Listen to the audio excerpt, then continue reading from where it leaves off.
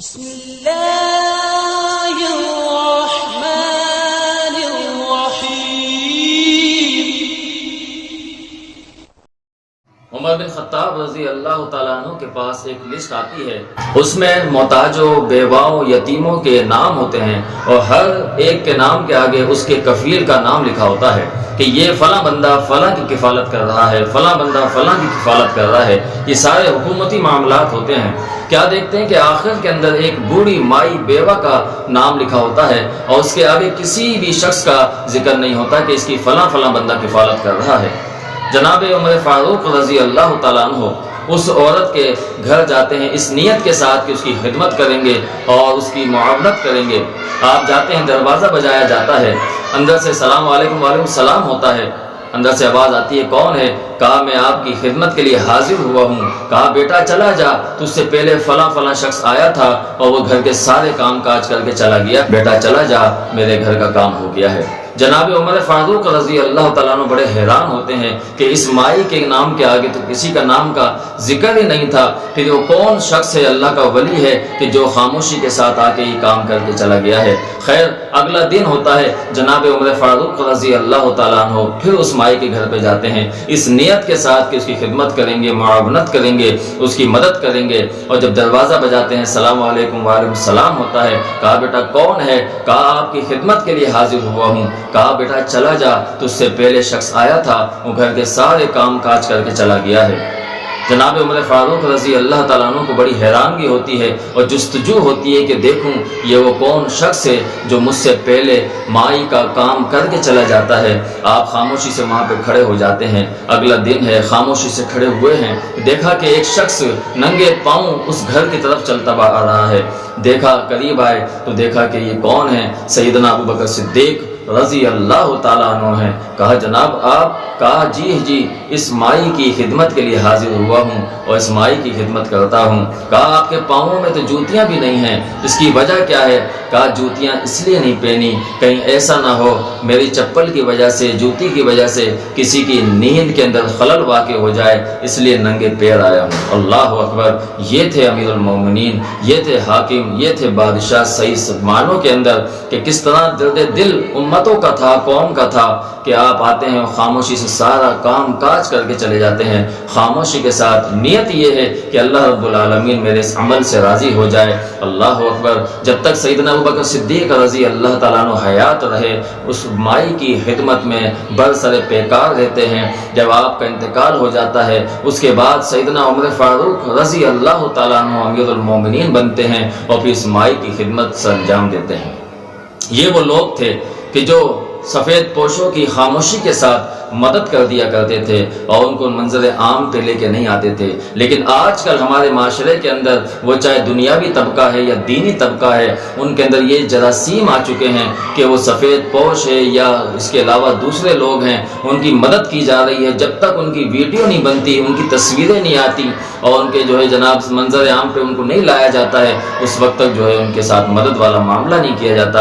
ایک راشن کا پیک دینے کے لیے، آٹے کا تھیلا دینے کے لیے، چائے کی پتی دینے کے لیے یا صابن کی بٹی دینے کے لیے بھی ان کو جو ہے ان کے ساتھ سیلفی لی جاتی ہے، ان کے ساتھ تصویریں بنائی جاتی ہیں اور ایک باقاعدہ کلپ بنا کے میڈیا کے اندر شائع کیا جاتا ہے کہ آج ہم نے فلاں فلاں جگہ پہ خدمت کی، آج ہم نے فلاں فلاں گھر والوں کے اندر یہ راشن تقسیم کیا، آج ہم نے فلاں فلاں خاندانوں کے اندر اتنا اتنا راشن تقسیم کر دیا، اتنے اتنے لوگوں کو کھانا کھلایا، اتنے لوگوں کی مدد کی۔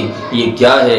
اسے دکھلاوا، ریاکاری نہیں کہتے تو کیا کہتے ہیں؟ پیارے پیغمبر علیہ السلام نے فرمایا تھا کہ میرے صحابہ میں تم سے شرک اکبر سے خوف نہیں کھاتا لیکن شرک اصغر کا تم پہ خوف کھاتا ہوں۔ صحابہ کرام نے فرمایا اللہ کے نبی جی شرک اکبر تو ہمیں معلوم ہے لیکن یہ شرک اصغر کیا ہے؟ فقال الریا، آپ علیہ السلام نے فرمایا وہ ریا ہے، دکھلاوا ہے، دکھلاوے کی نیت کرنا، دکھلاوے کا معاملہ اختیار کرنا، دکھلاوے کی عبادت کرنا، دکھلاوے کی مدد کرنا، یہ سب جو ہے ریاکاری ہے۔ اللہ رب العالمین کے ہاں اس کا کوئی بدلہ نہیں ہے، کوئی اس کا جو صلہ نہیں ہے۔ وہ مشہور حدیث بخاری شریف کی نبی علیہ السلام فرماتے، سیدنا ابو ہریرہ رضی اللہ تعالیٰ عنہ اس حدیث کے راوی ہیں، فرماتے ہیں کہ کل قیامت کا دن ہوگا، اللہ رب العالمین سب سے پہلے جہنم کے اندر ان 3 لوگوں کو ڈالے گا جو بڑے بڑے اعمال سر انجام دے کے آئے تھے۔ ان میں ایک عالم ہوگا جو اپنے علم کی وجہ سے لوگوں پہ دبدبہ چاہتا ہوگا،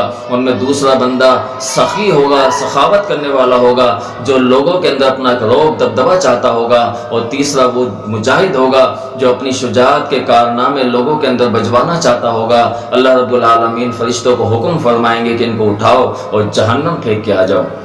آج دیکھا گیا میڈیا کے اندر لوگ روتے ہیں کہ جناب ہم جب مدد کے لیے جاتے ہیں تو ہمیں منظر عام پہ لایا جاتا ہے، ہمارے چہروں کو کھولایا جاتا ہے، ہمارے پردے کو ہٹایا جاتا ہے، اور کئی گھنٹے دھوپ کے اندر کھڑے ہو کر حاصل کیا ہوتا ہے؟ ایک راشن پیک، ایک آٹے کا تھیلا، تھوڑا سا سامان۔ اتنی تذلیل، اتنی ذلت، کتنے لوگوں نے اس وجہ سے ہاتھ کھینچ لیے کہ نہیں، لوگوں کے اندر بدنام ہو جائیں گے، عزیز و اقارب کیا کہیں گے، رشتہ دار کیا کہیں گے۔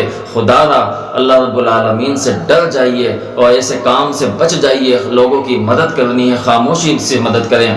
اگر یہ چاہتے ہیں کہ جناب اس وجہ سے لوگوں کے اندر مدد کر رہے ہیں کہ لوگوں کے اندر ترغیب پھیلے، لوگوں کے اندر جو ہے ایک شعور جاگے، تو یہ اللہ رب العالمین کا کام ہے۔ اللہ رب العالمین نے جسے آپ کے دل میں ڈالا ہے، ایسے اللہ رب العالمین کسی اور کے دل میں بھی ڈال سکتا ہے۔ آج سے 1400 سال پہلے، 1500 سال پہلے صحابہ کرام جس قدر لوگوں کی مدد کرتے تھے، تعاون کرتے تھے، ان کی امداد رسی کرتے تھے، اس وقت کوئی میڈیا نہیں تھا، کوئی سیلفی نہیں تھی، کوئی تصویریں نہیں تھی، کوئی میڈیا نہیں تھا۔ لیکن آج مجھے بھی معلوم ہے، آپ کو بھی معلوم ہے کہ فلاں فلاں مقام پہ فلاں فلاں صحابی نے، فلاں فلاں تابعی نے، فلاں فلاں تبع تابعی نے فلاں فلاں شخص کی مدد کی، ایسے مدد کی، اسے کھانا کھلایا، اسے پانی پلایا۔ یہ سارے واقعات آج میرے آپ کے سامنے، ہمارے سامنے موجود ہیں۔ ان کو منظر عام پہ لانے والا کون ہے؟ اللہ رب العالمین ہے۔ اللہ کے لیے، اللہ کی رضا کے لیے لوگوں کی مدد کریں، لوگوں کے ساتھ تعاون کریں، اور ان سیلفیوں سے، ان تصویروں سے، ان ویڈیو سے باز آ جائیے۔ یہ عمل قرآن و حدیث کے عین مطابق نہیں ہے، بلکہ اس کے مترادف ہے، اس کے مخالف ہے۔ اس سے لوگوں کے دل آزاری ہوتی ہے، لوگوں کے اندر تکلیف والا معاملہ آتا ہے۔ کبھی بھی وہ اس چیز کو پسند نہیں کرتے کہ ان کو منظر عام پہ لا کر ان کی تعاونات کی جائے، ان کی مدد کی جائے۔ اس کو یہاں پر رکھ کر، اپنے اوپر رکھ کر سوچئے کہ اگر ہمیں بھی اسی لائن میں کھڑا کر کے ہمیں بھی جو ہے راشن اسی لائن میں دیا جائے، یا ہمیں جو اپنا وظیفہ ہے، اپنی سیلری ہے، اسی لائن میں کھڑے ہو کے دی جائے، تو ہم اس چیز کو معیوب سمجھیں گے، اپنے لیے پسند نہیں کریں گے۔ اور پیارے پیغمبر علیہ السلام کی حدیث ہے کہ انسان وہی مومن، سچا مومن ہے جو اپنے لیے پسند کرے، اپنے وہی بھائی کے لیے پسند کرے۔ آج ہم بھی یہ چاہتے ہیں کہ خاموشی سے، اگر ہمیں کوئی مجبوری ہے تو خاموشی سے ہماری مدد ہو جائے، خاموشی سے ہماری اصلاح ہو جائے۔ اسی طرح ہم اپنے بہن بھائیوں کے لیے، اپنے عزیز و اقارب کے لیے، اپنے مسلمان بھائیوں کے لیے بھی اس چیز کو پسند کریں کہ ان کی خاموشی سے مدد کی جائے، ان کو منظر عام پہ نہ لایا جائے۔ اس سے ہمیں بچنا چاہیے، لوگوں کو ترغیب دینی چاہیے۔ ہو سکتا ہے میری اس بات سے کافی لوگوں کو اختلاف ہو، کافی جماعتوں کو اختلاف ہو کہ جناب یہ کیسی بات ہے، واللہ یہ دین کا معاملہ نہیں ہے، اللہ رب العالمین کا حکم نہیں ہے۔ خاموشی کے ساتھ اگر مدد کرنی ہے، ان کی خاموشی سے مدد کریں، اللہ کی رضا کے لیے مدد کریں۔ اگر کسی خاندان کو آپ راشن دے رہے ہیں، کسی کو کھانا کھلا رہے ہیں، تو آپ خاموشی سے کھلا دیں۔ یہ ضروری نہیں ہے کہ ان کو جو ہے میڈیا کے اوپر لایا جائے، ان کی تصویریں شائع کی جائیں اور پوری دنیا میں ان کو تذلیل کا نشانہ بنایا جائے۔ اللہ رب العالمین سے دعا ہے اللہ تعالیٰ ہمیں صحیح معنوں میں اپنے دین کی خدمت کرنے کی توفیق عطا فرمائے۔ جزاکم اللہ خیر۔ السلام علیکم ورحمۃ اللہ وبرکاتہ۔